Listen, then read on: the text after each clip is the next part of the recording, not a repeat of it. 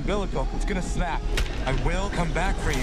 I'm not losing a diver today. What's new at the movies? Well, an underwater thriller called Last Breath, starring Woody Harrelson. Based on the true story of a team of deep-sea scuba divers on a harrowing mission to rescue a crewmate trapped hundreds of feet down deep.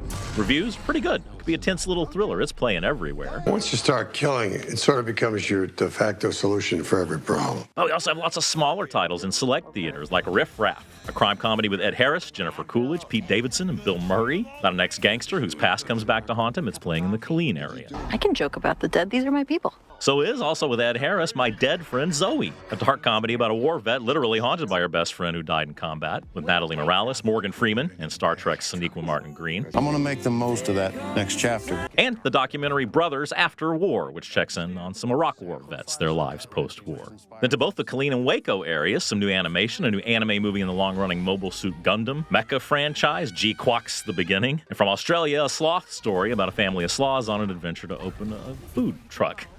And then just to Waco, No Address, a drama about the homeless with William Baldwin, Beverly D'Angelo, Ashanti, Ty Pennington, and ex-husbands with Griffin Dunn as a newly divorced dad who crashes his son's bachelor party. They should just let me be whatever it is they don't want me to be. Then the Oscar-nominated Bob Dylan biopic, A Complete Unknown, with Timothée Chalamet, just came home on premium VOD. Ditto Love Hurts, the action comedy with former Goonie Ke Huy Quan.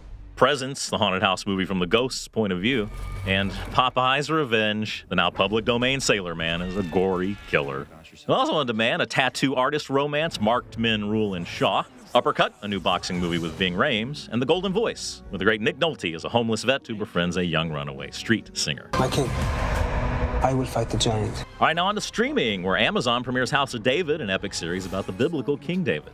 Peacock has a new documentary about the death of Friends star Matthew Perry, and Hulu a new season of the Canadian hockey comedy Shoresy, and the indie film Ghostlight about a construction worker who takes up stage acting. One of us doesn't kill her.